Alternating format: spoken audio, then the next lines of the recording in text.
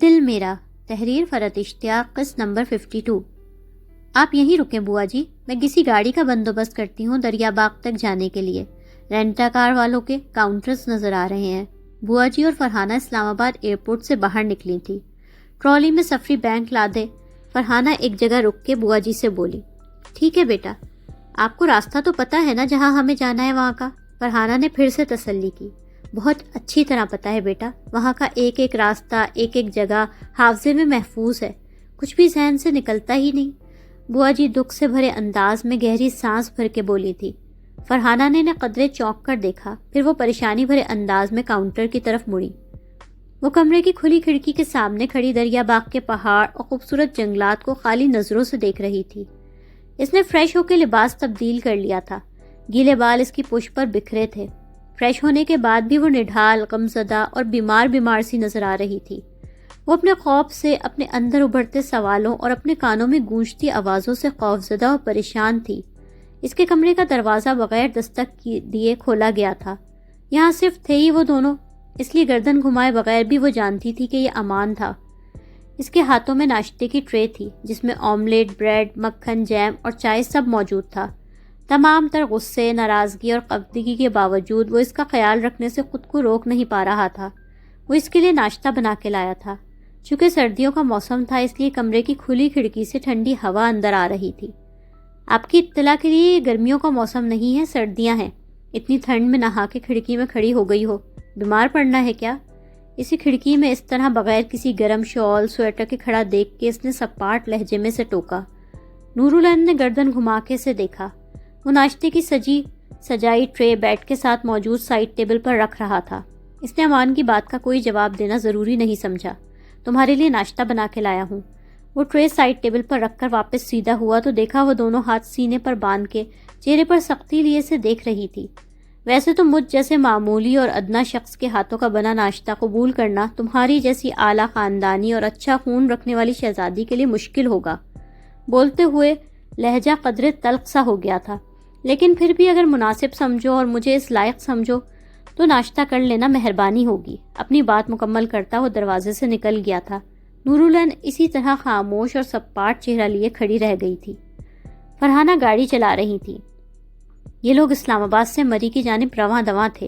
اسلام آباد سے مری کے بیچ کا راستہ گاڑی سے دکھ رہا تھا۔ پتہ نہیں میری بچی کس حال میں ہوگی۔ یا اللہ، میں اپنی اینا کو صحیح سلامت دیکھوں۔ فرحانہ گاڑی ڈرائیو کر رہی تھی۔ انہوں نے دریا باغ کے لیے کار رینٹ لی تھی۔ بوا جی ان کے برابر والی سیٹ پر بیٹھی تھی۔ انہوں نے پریشانی بھرے انداز میں دعا کی۔ انشاءاللہ ہم اسے خیر خیریت سے دیکھیں گے بوا جی، آپ اللہ سے دعا کریں، فرحانہ نے ڈرائیونگ کرتے نرمی سے کہا۔ گاڑی میں لمحہ بھر کے لیے خاموشی ہو گئی۔ مجھے ابھی تک آپ سے پوچھنے کا خیال ہی نہیں آیا، آپ اچانک پاکستان کیسے آ گئیں؟ میرا مطلب ہے میرے پاس تو اینا کا فون آیا تھا، اس لیے میں گھبرا کے فوراً سکھر سے کراچی آئی۔ آپ اچانک کیسے؟ اچانک خیال آنے پر بوا جی نے ان کی طرف سوالیہ نظروں سے دیکھا۔ چند دن پہلے میرے پاس ایک گمنام ای میل آئی تھی بوا جی، جس میں مجھ سے سوال کیا گیا تھا کہ مجھے یہ یقین کیوں ہے کہ میری بہن کی موت ایک کار ایکسیڈنٹ میں ہی ہوئی تھی۔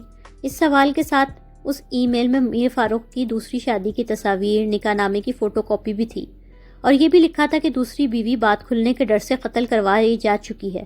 فرحانہ نے ناچتی نظروں سے دیکھتے ہوئے بولی۔ وہ جاننا چاہتی تھی کہ ان کو کیا کچھ پتا ہے۔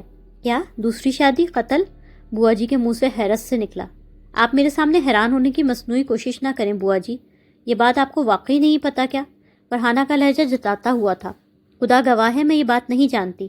علی بخش کا پتہ نہیں اس کو پتا ہے یا نہیں، صاحب کے کچھ عورتوں سے دوستی اور تعلقات کی حد تک تو مجھے اندازہ تھا، مگر کسی نکاح اور دوسری شادی کا میں بالکل بھی نہیں جانتی۔ بوا جی نے جھجکتے ہوئے شرمندگی سے وضاحت کی۔ مالک کی دوسری شادی کی اطلاع ان کے لیے بھی شاکنگ تھی۔ پر وہ ثبوت آپ کو بھیجے کس نے؟ انہوں نے حیران ہو کے پوچھا۔ تب تو اس گمنام شخص کو میں نہیں بوجھ پائی تھی کہ وہ کون ہے بوا جی، لیکن اب مجھے ایسا لگ رہا ہے کہ وہ امان ہی ہے۔ امان کی فاروق بھائی سے دشمنی اور بدلے کی بات سننے کے بعد مجھے یقین ہو گیا ہے کہ وہ ای میل مجھے امان ہی نے بھیجی تھی۔ فرحانہ کے چہرے پر گہری سوچ بکھری ہوئی تھی۔ امان نے؟ بوا جی بری طرح چونکی تھی۔ جی مجھے لگتا ہے امان چاہتا تھا فاروق بھائی میرے آگے بے نقاب ہوں، ان کے چہرے پر پڑا اچھائی کا نقاب اترے، ان کی اصل شکل میں دیکھ سکوں۔ فرحانہ تلخی سے بولی۔ مالک کے خلاف بات ہوتی دیکھ کے بوا جی اضطرابی انداز میں انگلیوں کو مسلنے لگی۔ اس وقت نہیں سوچا تھا، پر اب پرانی باتیں یاد کر رہی ہوں تو یاد آ رہا ہے بوا جی، باجی کی موت کے حوالے سے میرے دل میں شک و شبہ بھی سب سے پہلے امان ہی نے پیدا کروایا تھا۔ آپ کو یاد ہے بوا جی، اینا کی شادی کے بعد باتوں باتوں میں بظاہر مذاق میں امان نے کئی بار اشارتاً فاروق بھائی کی دوسری شادی کی بات ہم دونوں سے کی تھی۔ کڑی سے کڑی ملائیں تو ان سب کے پیچھے امان ہی نظر آتا ہے۔ فرحانہ ان کی طرف دیکھ کر پرسوچ سے انداز میں بولی، یا اللہ رحم، یہ سب کیا ہو رہا ہے؟ بوا جی نے گھبرا کے سینے پر ہاتھ رکھا۔ امان کی آخر فاروق بھائی سے کیا دشمنی ہے بوا جی؟ دشمنی بھی اتنی شدید کہ اس کا بدلہ وہ اینا سے لینا چاہتا ہے، یہاں تک کہ آپ کو یہ بھی ڈر ہے کہ وہ اینا کوئی جانی نقصان نہ پہنچا دے۔ فرحانہ نے سواریہ نظروں سے انہیں دیکھا۔ امان ایسا تو نہیں تھا بوا جی، وہ تو بڑا پیارا لڑکا تھا، میرا دل نہیں مانتا امان جیسا اچھا لڑکا کسی کو نقصان بھی پہنچا سکتا ہے۔ وہ بے یقینی سے بولی، انسان کتنا ہی اچھا کیوں نہ ہو، پر اپنوں کا خون معاف کر دینا آسان نہیں ہوتا۔ بے دہانی میں بوا جی کے منہ سے پسلا تھا۔ کیا مطلب؟ میں کچھ سمجھی نہیں۔ فرحانہ نے بری طرح چونک کے ان کو دیکھا۔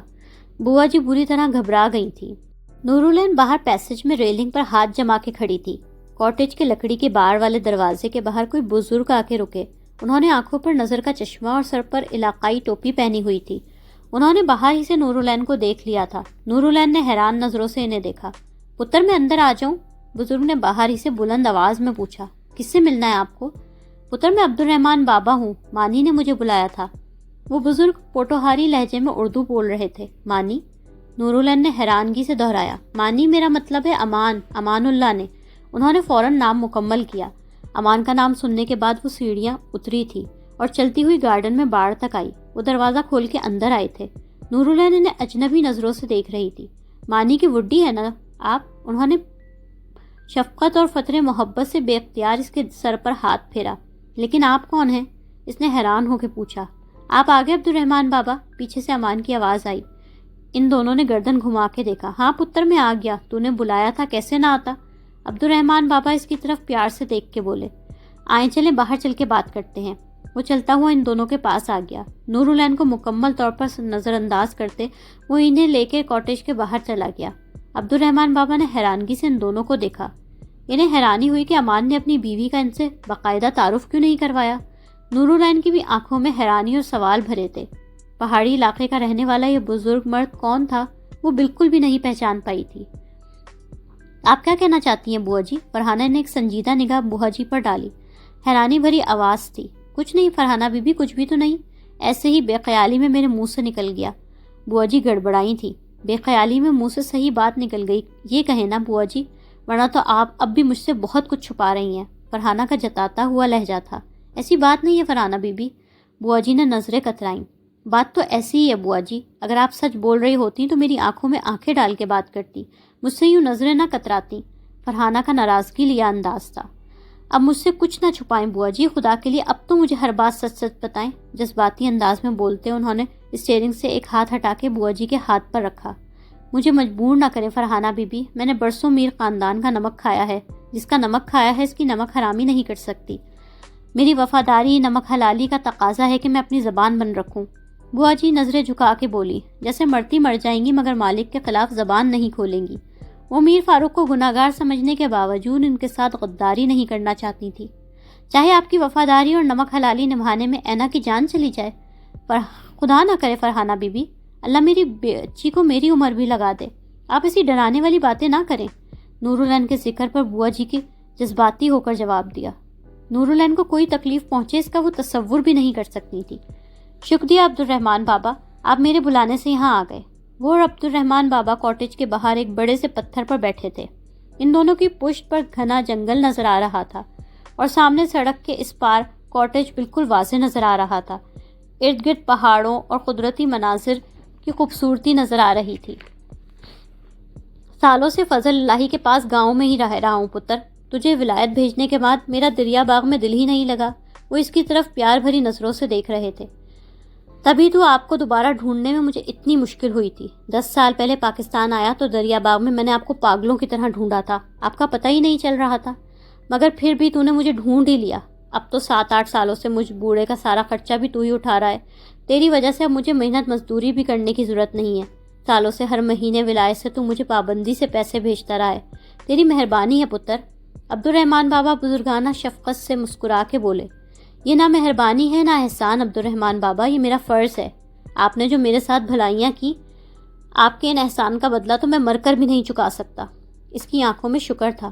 سالوں پہلے اگر آپ نہ ہوتے تو میر فاروق کے ہاتھوں میں بھی قتل ہو جاتا۔ بولتے ہوئے اس کے چہرے کی رگیں تنی تھی۔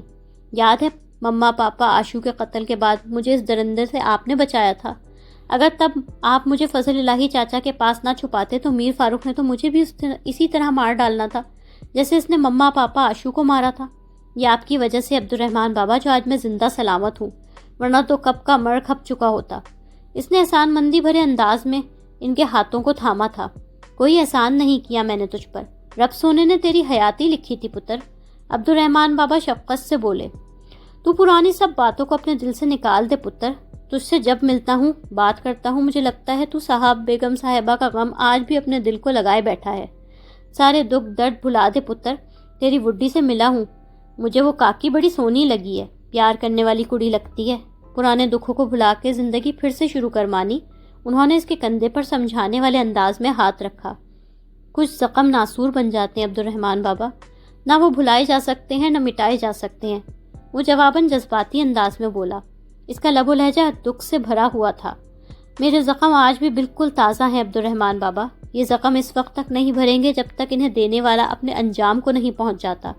اس کی آنکھوں میں غم و غصہ اور انتقام شدت سے بھرا تھا۔ کیا مطلب پتر؟ میں کچھ سمجھا نہیں۔ امان کی بات پر عبدالرحمن بابا نے حیرانگی سے اس کا منہ دیکھا۔ آپ کو میں نے یہاں اس لیے بلایا ہے عبدالرحمن بابا کہ اب آپ یہاں ہمارے ساتھ رہیں۔ اپنا یہ گھر میں نے پھر سے حاصل کر لیا ہے۔ آپ اپنا گاؤں چھوڑ آئیں اور دریا باغ میرے پاس رہیں۔ ان کی حیرانگی کے جواب میں وہ سنجیدہ دو ٹوک سے انداز میں بولا، تو شہر چھوڑ کے اب یہاں رہے گا پتر؟ عبدالرحمن بابا نے تعجب سے پوچھا۔ آگے کا تو پتہ نہیں، فی الحال تو یہیں ہوں۔ سامنے دیکھ کے بولتے ہوئے وہ لمحہ بھر کو رکا۔ سالوں پہلے جب رات کے اندھیرے میں آپ نے مجھے یہاں سے بھگایا تھا نا، اس روز میں نے دریا باغ سے قسم کھائی تھی، یہاں واپس آؤں گا، اپنا یہ گھر دوبارہ حاصل کروں گا، اپنے ماں باپ اور بہن کے قاتل سے ان کے خون کے ایک ایک قطرے کا حساب لوں گا، اس کی زندگی کو موت سے بھی بدتر بنا دوں گا۔ مانی پتر تو یہ کس طرح کی؟ عبدالرحمن بابا اس کے عزائم جان کے ڈر گئے تھے۔ میں جس راستے پر چل رہا ہوں وہاں کچھ بھی ہو سکتا ہے، میں مارا بھی جا سکتا ہوں۔ امان ان کی بات کاٹ کے سنجیدگی سے بولا۔ اسے اپنی موت کا ذرا سا بھی خوف نہ تھا۔ رب نہ کرے پتر تجھے لمبی حیاتی دے، تو یہ کس طرح کی؟ عبدالرحمن بابا نے ڈرکے سے ٹوکا۔ میری بات غور سے سنے عبدالرحمن بابا۔ ان کی بات انسنی کرتے امان نے پھر سے بات کاٹی۔ اگر کسی وقت مجھے مار دیا جائے، میں قتل کر دیا جاؤں، تو آپ نے اینا کی حفاظت بالکل اسی طرح کرنی ہوگی جیسے بچپن میں میری کی تھی۔ مجھے مرنے سے بچا لیا تھا۔ آپ کو یہاں صرف اینا کی وجہ سے لایا ہوں بابا۔ اگر میں مارا جاتا ہوں تو اس کی حفاظت آپ کی ذمہ داری ہوگی۔ مجھ سے وعدہ کریں آپ اس پر ایک آنچ بھی نہیں آنے دیں گے۔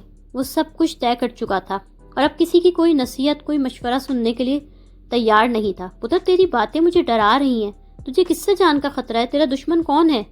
عبدالرحمن بابا کا چہرہ پریشانی اور فکر سے بھر سا گیا تھا۔ میر فاروق زماں سامنے نظریں جمائے وہ بے خوفی سے بولا، ویسے تو وہ اپنی بیٹی کو ہرگز کوئی نقصان نہیں پہنچنے دے گا، اپنی بیٹی میں تو اس کی جان ہے، مگر اس کے پالتو کتے اگر مجھے ڈھونڈتے یہاں آ جائیں اور اچانک فائر کھول دیں تو اس وقت اینا کو بچانا اور سنبھالنا آپ کی ذمہ داری ہوگا بابا۔ پتر تو نے میر فاروق کی بیٹی سے شادی کی ہے؟ تیری وڈی میر فاروق کی بیٹی ہے؟ عبدالرحمن بابا کا منہ کھلا کا کھلا رہ گیا۔ ہاں، میر فاروق کی اکلوتی بیٹی۔ نورالعین کے ذکر پر اس کی آنکھوں میں محبت ابھر آئی تھی۔ وہ اب بولتی نہیں ہے مجھ سے، مگر محبت اب بھی کرتی ہے۔ اگر میں مارا جاؤں تو اسے سنبھال لیجیے گا، مجھے پتا ہے اس وقت وہ بہت روئے گی۔ آپ اسے زیادہ رونے نہ دیجیے گا، اسے اسی طرح گلے لگا کے حوصلہ دیجیے گا جیسے مما پاپا آشو کے مرنے پر آپ نے مجھے سنبھالا تھا۔ اس کی آنکھوں میں ہلکی سی نمی اور گہرا غم نظر آ رہا تھا۔ لمحے بھر کی خاموشی کے بعد اس نے عبدالرحمن بابا کی طرف دیکھتے ہوئے کہا، مجھے یہیں دریا باغ میں دفن کیجیے گا عبدالرحمن بابا۔ پتر تو یہ کس طرح کی؟ ان کی باتوں سے گھبرا کے عبدالرحمن بابا نے بولنا چاہا۔ میری بات غور سے سنے عبدالرحمن بابا۔ وہ ان کی بات کاٹ کے سنجیدگی سے بولا، جب تک اینا کا باپ اسے ساتھ نہ لے جائے اس کی حفاظت آپ کی ذمہ داری ہوگی۔ میں اپنی موت سے قدم ملا کے چل رہا ہوں، کسی بھی وقت کچھ بھی ہو سکتا ہے۔ میرا دشمن بہت خطرناک اور طاقتور ہے، میرے بعد سب کچھ آپ نے سنبھالنا ہوگا۔ وہ عبدالرحمن بابا کو حیران پریشان چھوڑ کے وہاں سے اٹھ گیا تھا۔ اس کا رخ کاٹیج کی جانب تھا، جبکہ عبدالرحمن بابا وہاں حیرت سے گم بیٹھے رہ گئے تھے۔ وہ میری آنکھوں میں چھلاوے کی طرح غائب ہو گیا اور میں کھڑا دیکھتا رہ گیا۔ کھلے لفظوں میں مجھے دھمکیاں دے کے گیا ہے اور میں اپنی ساری پاور اثر رسوخ کے باوجود اتنے گھنٹوں بعد بھی بے بس کھڑا ہوں۔ میر فاروق لاؤنج میں ادھر سے ادھر شدید پریشانی کے عالم میں ٹہلتے کسی سے فون پر غصے سے بات کر رہے تھے۔ میری بیٹی کا کچھ پتہ نہیں چل رہا، وہ کل کا لڑکا مجھے چکما دے کے فرار ہو گیا۔ غصے سے ان کی آواز قدرے بلند ہوئی تھی۔ زبانی دعوے اور وعدے نہیں چاہیے، مجھے رزلٹ چاہیے۔ اپنی بیٹی اپنی آنکھوں کے سامنے صحیح سلامت چاہیے مجھے۔ لاؤنج میں آتے علی بخش نے ان کو فون پر کسی کو بری طرح ڈانٹتے اور غصہ کرتے دیکھا تو خاموشی سے ایک طرف ہو کے کھڑا ہو گیا۔ تمہاری شکل پہ لکھی ناکامی بتا رہی ہے تم اس کتے کو ڈھونڈنے میں ناکام رہے ہو۔ میر فاروق نے فون بند کرتے ہوئے اس کے چہرے کی طرف بغور دیکھا۔ صاحب، ہم نے اسلام آباد سے جانے اور آنے والے ہر راستے پر اپنے بندے کھڑے کر دیے۔ اسلام آباد اور اس کے اطراف کا کونا کونا چھان مارا، پر امان کا کچھ پتہ نہیں چل رہا۔ علی بخش مالک کے غصے بھرے موڈ کو دیکھ کے محتاط سے انداز میں سنبھل کے بولا، وہ ایک اکیلا تم سب پر بھاری ہے۔ تم نے جو اپنے غنڈوں کی پوری فوج پال رکھی تھی، جن کے منہ میں ہر وقت نوٹ بھرتے ہو، وہ تمہارے ہی طرح بیکار نکلے علی بخش۔ میر فاروق نے غصے سے صوفے پر زور سے مکہ مارا۔ صاحب، میں پوری کوشش کر رہا ہوں، امان کا جلدی۔ علی بخش نے ڈر کے وضاحت کرنے کی کوشش کی۔ پوری کوشش تو تم نے سالوں پہلے دریا باغ میں بھی کی تھی، عبید اللہ کے سارے خاندان کو مار ڈالنے کی۔ میر فاروق نے غصے سے اس کی بات کاٹی۔ اور مجھے بہت یقین سے کہا تھا کہ عبید اللہ، اس کی بیوی اور دونوں بچے مار دیے گئے ہیں۔ میر فاروق اسے تنزیہ نظروں سے گھور رہے تھے۔ کہا تھا کہ نہیں؟ انہوں نے چلا کے پوچھا۔ علی بخش کی بولتی بند تھی۔ پھر وہ بچہ کیسے بچ گیا؟ وہ بچہ کیسے بچا تھا؟ وہ سپولیا بڑا ہو کے ناگ بن گیا ہے، زہریلا ناگ، جو میری اور نور کی زندگی کا سارا سکون اور چین ڈس لینا چاہتا ہے۔ وہ شدید غم و غصے اور پریشانی کا شکار تھے۔ تم سے ایک کام صحیح سے نہیں ہوا تھا علی بخش۔ اس سپولیے کو تم نے زندہ رہنے کے لیے چھوڑ دیا تھا۔ تم نے تو مجھے بڑا اطمینان دلایا تھا کہ وہ بچہ گاڑی میں پیچھے سو رہا تھا اور سوتے میں ہی تم نے اسے موت کی نیند سلا دیا۔ پھر آج وہ دوبارہ کس طرح زندہ ہو گیا؟ وہ زور زور سے چیختے ہوئے اس کو باتیں سنا رہے تھے۔ علی بخش چہرہ جھکائے ڈرا ہوا کھڑا تھا۔ آپ تو کہتی ہیں اینا آپ کو اپنی بیٹی کی طرح پیاری ہے۔ آج جب آپ کو لگتا ہے کہ آپ کی اس پیاری بیٹی کی جان خطرے میں ہے، تب آپ سچائی پر سے پردہ اٹھانے اور اسے بچانے سے زیادہ اہم اپنی وفاداری اور نمک حلالی کو لیں گی۔ اگر اینا ہی نہ رہی تو اس وفاداری کو سنبھال کر کیا کریں گی بوا جی؟ فرحانہ نے بغور بوا جی کو دیکھتے ان کی دکھتی رگ پر ہاتھ رکھا۔ اینا کا نام لے کر آپ نے مجھے مجبور کر دیا ہے فرحانہ بی بی، ورنہ خدا کی قسم میں اپنی زبان کبھی نہ کھولتی۔ بوا جی بے بسی سے بولی تھی۔ انہوں نے دکھ بھری ایک گہری سانس لی تھی۔ وہ لمحہ بھر کے لیے رکی تھی۔ صاحب کو دریا باغ بہت پسند تھا۔ انہوں نے وہاں ایک بڑی سی حویلی قدیم رکھی تھی۔ وہ تقریباً ہر سال بیگم صاحبہ کو لے کے وہاں گرمیوں کی چھٹیوں میں جایا کرتے تھے۔ ہم ان کے چند خاص ملازم بھی ان کے ساتھ ہوا کرتے تھے، اینا بھی ہوتی تھی۔ اس سال ہم گرمیوں کی چھٹیوں میں دریا باغ گئے تو وہاں بیگم صاحبہ کی امان کی والدہ حمیرہ سے ملاقات ہوئی۔ دونوں ہم عمر لڑکیاں تھیں۔ بہت جلد ان دونوں کی آپس میں دوستی ہو گئی۔ تب امان یہی کوئی 10-11 سال کا ہوگا، اینا 5 سال کی تھی۔ بوا جی دھیمی آواز میں کھوئے کھوئے سے لہجے میں بولتی انہیں ماضی کی ہر بات بتاتی گئی۔ فرحانہ کے تاثرات پل پل بدل رہے تھے۔ بظاہر ان لوگوں کی موت سب کو ایکسیڈنٹ لگی تھی، پر حقیقت میں ان ساروں کو بے رحمی سے قتل کیا گیا تھا۔ صاحب سمجھے تھے انہوں نے حمیرہ بی بی کے پورے خاندان کو اس دن مروا دیا تھا، مگر انہیں پتہ نہیں تھا کہ حمیرہ بی بی کا بیٹا مانی اس روز زندہ بچ گیا۔ وہ زندہ بچ جانے والا بچہ ہی امان اللہ ہے فرحانہ بی بی۔ بولتے ہوئے ان کے چہرے پر بہت دکھ اور افسوس تھا۔ او مائی گاڈ، اتنا ظلم، اتنا بڑا ظلم، ایسا تو کوئی کسی جانور کے ساتھ بھی نہیں کرتا۔ فرحانہ نے گاڑی سڑک کے کنارے روک دی تھی۔ اتنی خوفناک اور دل ہلانے والی باتیں سننے کے بعد تو میں گاڑی چلانے کی سکت ہی نہیں رکھتی۔ میرے خدایا، مجھے یقین نہیں آ رہا فاروق بھائی اتنے ظالم اور سفاک بھی ہو سکتے ہیں، اتنی بے رحمی سے کسی کی جان بھی لے سکتے ہیں۔ پھر تو امان آج ان سے جتنی نفرت کرے وہ کم ہے۔ ان کی آنکھوں میں گہرا دکھ اور بے تحاشا حیرانگی تھی۔ وہ اتنے سالوں بعد ہماری زندگیوں میں آیا ہی اسی لیے تھا فرحانہ بی بی، اپنے ماں باپ بہن کی موت کا حساب لینے۔ بوا جی دکھ اور خوف سے ملے جلے لہجے میں بولی، اینا کو تو یہ سب کچھ بالکل بھی نہیں پتا ہوگا؟ فرحانہ نے شوق بھرے انداز میں پوچھا۔ بالکل بھی نہیں، وہ اس وقت اتنی چھوٹی تھی، اسے کچھ یاد ہی نہیں ہے۔ وہ بیچاری تو امان کے الزامات پر حیران پریشان سی ہے۔ اس معصوم کو تو یہ بھی نہیں پتا کہ کسی اور کے گناہوں کی سزا اس سے بھگتنی پڑ رہی ہے۔ عبد الرحمان بابا کے پاس سے اٹھ کے وہ بیک یارڈ میں آ گیا تھا۔ ہاتھ میں کھرپی پکڑے وہ مٹی کی گوڈی کرنے لگا تھا۔ شیرو اس کے پاس ہی کھڑا تھا۔ شیرو، دریا باغ کی مٹی بڑی زرخیز ہے، سوچ رہا ہوں کچھ فروٹس اور سبزیاں ہی اگا لی جائیں بیک یارڈ میں۔ گوڈی کرتے ہوئے وہ شیرو سے بولا۔ اس کا لہجہ پرسکون اور مطمئن سا تھا۔ آئے عبد الرحمان بابا۔ سامنے سے آتے عبد الرحمان بابا کو دیکھ کے وہ بولا، پتر یہ سب جو تو ابھی مجھ سے بول کے آیا ہے، یہ سب سچ ہے کیا؟ عبد الرحمن بابا شوق بھرے لہجے میں پوچھ رہے تھے۔ اس نے جواباً سنجیدگی سے گردن ہاں میں ہلائی تھی۔ پتر ایسا نہ کر، کسی کے ہاتھ کچھ نہیں آئے گا، سب برباد ہو جائیں گے، تو بھی برباد ہو جائے گا، بدلے کی ایک آگ سب کو جلا دے گی، تجھے بھی، تو میری گل۔ عبد الرحمن بابا اس کے بالکل پاس آ کے سمجھانے والے انداز میں بولے تھے۔ اس کے خوفناک ارادے ان کے دل کو سہما گئے تھے۔ مجھے کوئی نصیحت نہ کیجیے گا عبد الرحمن بابا، اس لیے کہ میں اسے مانوں گا نہیں۔ مما، پاپا اور آشو کے قاتل کو اس کے انجام تک اگر میں نے نہ پہنچایا تو میں عبید اللہ اور حمیرہ عبید اللہ کا بیٹا نہیں، پھر تو واقعی کوئی گندا خون ہی میرے اندر ہوگا، بے غیرتی بھرا۔ اسے سنجیدگی سے ہاتھ کے اشارے سے ان کی بات کاٹی تھی۔ دو ٹوک قطعی اور فیصلہ کن انداز میں بولتے وہ کھڑا ہوا تھا۔ چھوڑے ان باتوں کو، یہ بتائیں آپ شیرو سے ملے؟ گہرا سانس لے کے وہ خود کو پرسکون کرتے بولا، آپ کو میرا بچپن والا شیرو یاد ہے؟ پاپا نے مجھے میری سالگرہ پر گفٹ کیا تھا، میں اس کا کتنا خیال رکھتا تھا، آپ کو یاد ہے؟ اس نے شیرو کے اوپر ہاتھ پھیرتے ہوئے مسکرا کے پوچھا۔ اس بیچارے کو بھی گولیوں سے بھون ڈالا تھا ظالموں نے۔ اس کی مسکراہٹ سمٹی تھی۔ امان پتر، یہ صحیح نہیں ہے، تو جو کر رہا ہے وہ غلط ہے۔ عبد الرحمن بابا نے بولتے ہوئے اس کے کندھے پر ہاتھ رکھا۔ غلط تو وہ بھی تھا جو میرے ساتھ ہوا، جو مما، پاپا، آشو اور شیرو کے ساتھ ہوا۔ اس نے ان کا ہاتھ اپنے کندھے پر سے ہٹایا تھا۔ جس نے جو کیا تو سب کو معاف کر دے، اپنا دل بڑا کر لے، معافی میں بڑائی ہے، بدلے میں نقصان ہے، ان سب میں سب کا نقصان ہوگا، سب سے بڑا نقصان تیرا ہوگا، ہو جائے، میں ہر نقصان کے لیے تیار ہوں۔ اگر میر فاروق کو اس کے انجام تک پہنچانے میں مجھے موت کو گلے لگانا پڑا تو مرنے کے لیے بھی تیار ہوں۔ اس کی آنکھوں میں غصہ اور بدلے کی چنگاریاں چھلک رہی تھیں۔ پتر تو، عبد الرحمن بابا کو سمجھ نہیں آ رہا تھا کہ اس جذباتی اور غصے میں بھرے لڑکے کو کس طرح روکیں۔ انہوں نے بوکھلا کے کچھ کہنا چاہا۔ عبد الرحمن بابا، مجھے سمجھانے میں وہ اپنا وقت ضائع نہ کریں، میں سوچنے، سمجھنے، ڈرنے سے بہت آگے نکل آیا ہوں۔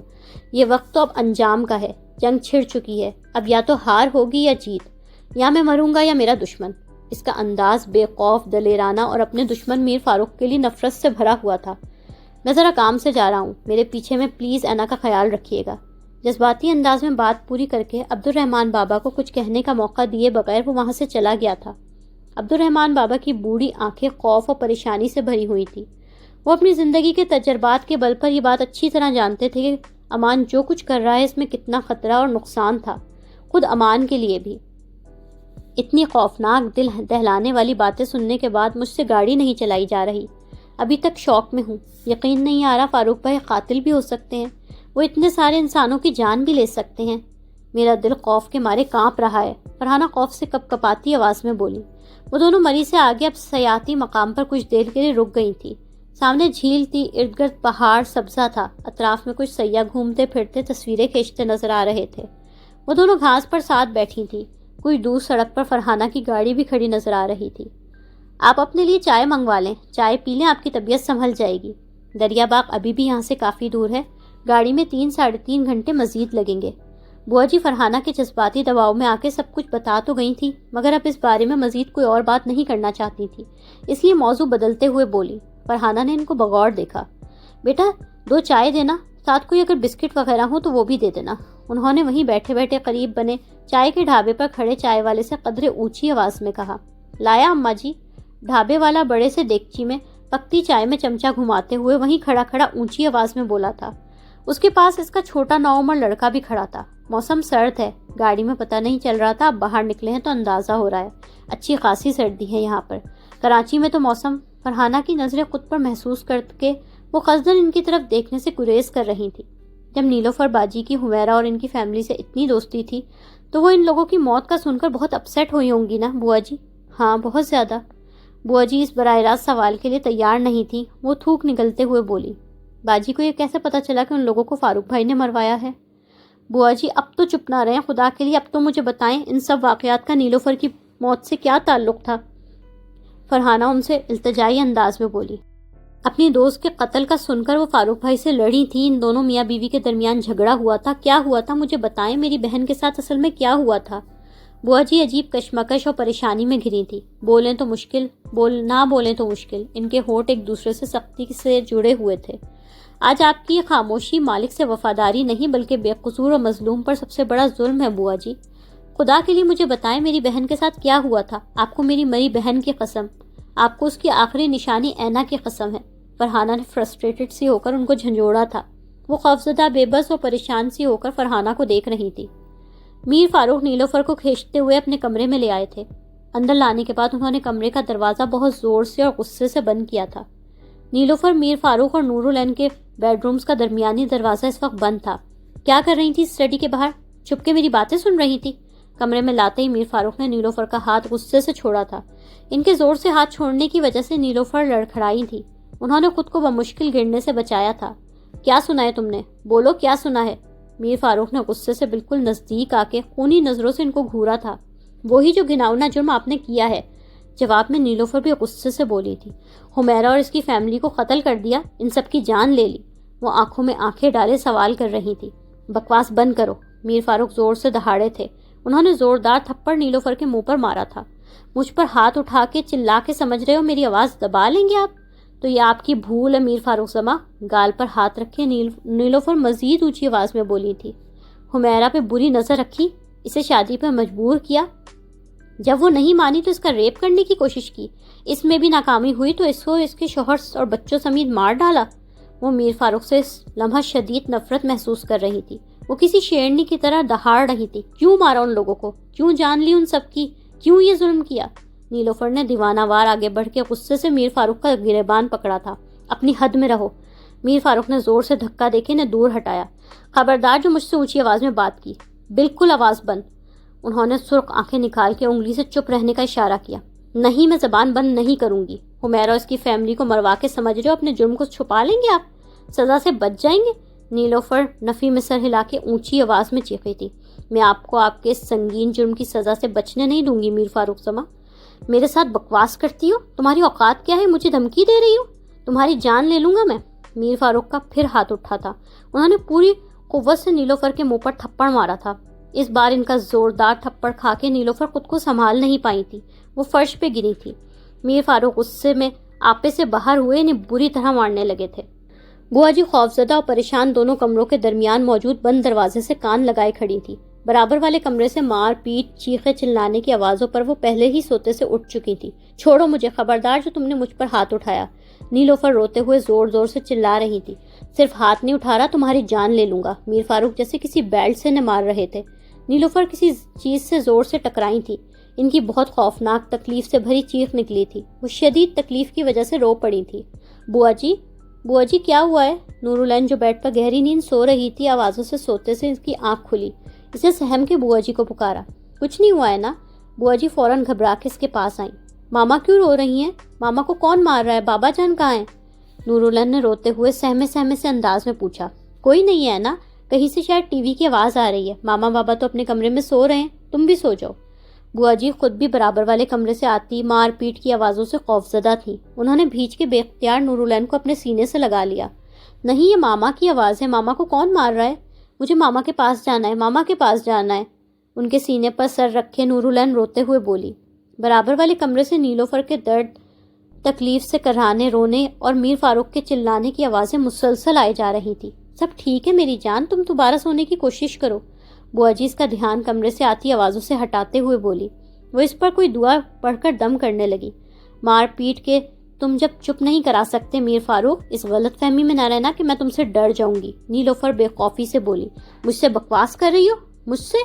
چونٹی کی طرح مسل کے رکھ دوں گا تمہیں۔ میر فاروق دانت پر دانت جمائے غصے سے سرخ چہرے سے بولے۔ انسانوں کو کتے بلیوں اور چوٹیوں کی طرح مارنے کے علاوہ تمہیں اور آتا ہی کیا ہے میر فاروق؟ نیلوفر نے نفرت سے انہیں دیکھتے ہوئے کہا۔ لائک، کامنٹس، شیئر کریں اور تازہ ترین اپڈیٹس کے لیے سبسکرائب کریں۔